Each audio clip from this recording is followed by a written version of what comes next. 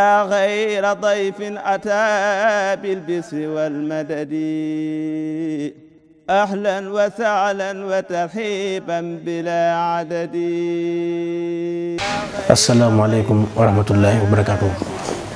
mbokk yi ginnaaw bi ñu sant yàlla jullit yonent bi tedd bi sallallahu alayhi wa sallam ñu fas yéene ànd ak yéen tey ci naafile gi te mooy guddig ñaar fukkeel gi ak juróom benn bu ca julli fukki rakka bu ci ne faatiha ak alxaarixatu benn yoon ak xul huwallaahu ahad juróomi yoon bu noppee jéggalu yàlla lu mu man dees na ko musal ci sawara te dana mel ni ku woor diirub jamono yépp te dees na ko te bindal tuyaaba lu toll ni